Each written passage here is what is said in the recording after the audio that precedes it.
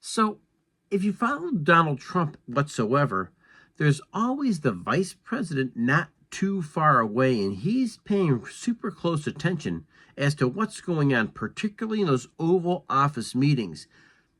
If you study Donald J. Trump, he is somebody who loves to be in the spotlight. And if you study JD Vance, on the other hand, super intelligent guy, super high EQ, and somebody who's very, very comfortable observing and learning as much information as he can because he has come up through the school of hard knocks, and he is the guy who's come through the Marines, come through Ohio State, come through Yale, has worked out in Silicon Valley with some super powerful venture capitalists, won the Ohio U.S. Senate race, and here he is there in the vice president's office. And I'm here to tell you, folks, it's not an accident. So if you're familiar with the Hillbilly Elegy, it's J.D. Vance's memoir about growing up and maybe some reflections about the deeper understanding of what was going on in places like Ohio, Kentucky, Appalachia, and a deeper analysis of America and America in Crisis.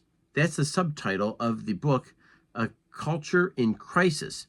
So J.D. Vance can speak about personal life experiences. He graduated from a public high school. He is not an elitist born with a silver spoon in his mouth.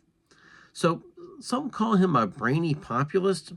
Others call him Trump 2.0. But with Ivy League polish, that's J.D. Vance for you.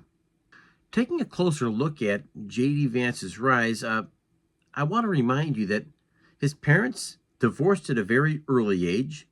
The fact is, he was raised more by his grandparents, particularly his grandmother, and less by his mother, who struggled with various episodes with drug addiction, although she was a hard-working woman who loved her son.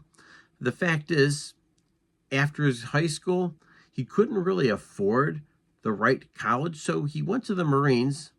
After the Marines, went to Ohio State, where he was working almost full-time. The entire time he was taking a full course load as well. So this guy was able to create some super high functioning habits, wasn't afraid to do hard work, and maybe that too has a very, very powerful impact. Maybe the fact that he learns a lot of these principles inside the Marine Corps, he brought that work ethic to Ohio State, but then something really miraculous happened. The fact is that the professors at Ohio State supported him so much that Vance went to Yale, and what he noted at Yale was there aren't too many Ohio State graduates there. He found that there were people from the same high school that went to Yale's law school, and there he is, the first person from Ohio State in 8 years had gone to Yale. So he got an idea what privilege looked like, and with that, once again, that super powerful learning curve says a lot. Now, I want to make sure that we're understanding he's not always been super tight with Trump. The fact is that he kind of broke with Trump in 2016, and by 2020, he realigned himself. And another powerful thing to take into consideration, J.D. Vance is backed by Peter Thiel and many people inside the MAGA circles. Vance's ideas versus Trump's ideas, well, there are some, and I want to make sure that you're kind of paying attention to this because, once again, Vance is one heartbeat away from the White House.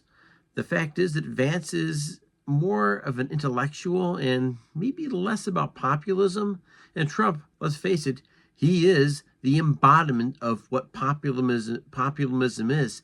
And it transcends political party. And that might be what really makes Trump such a powerful, powerful person. But make no doubt about it, Vance is listening, he's thinking, and he's paying close attention to what's happening right before his eyes. So what's the 2028 vision looking like? The fact is, I really do not believe Trump will try to run for president again. There are amendments in the Constitution that would forbid this from happening. And let's face it, Trump's 78 years old right now. And geez, we can't really think about electing an 82-year-old as the president of the United States, I don't think. Particularly after Trump spent so much time beating on Joe Biden and his age and his senility. But Vance might be the next natural leader of the GOP. He's always testing ideas on trade, tech, China, and big business. And more importantly, he's constantly learning, constantly adjusting, giving himself the opportunity to think and then maybe rethink approaches to government. One thing's for sure, he really rarely speaks out against the president.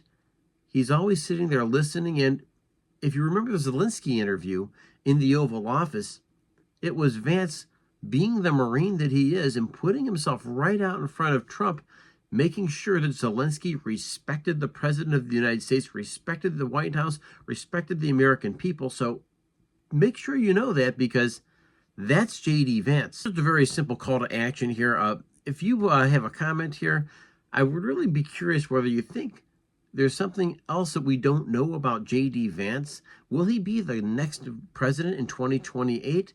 What are your thoughts about him? What do you think he's learning? And what do you think his policy opinions are?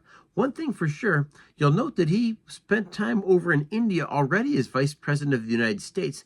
His wife is Indian, and so his children felt very, very at home, going back to the roots of the family, at least his wife's family, in India, where they met the Prime Minister. And I think there's some amazing potential there, probably potential that we don't quite understand yet.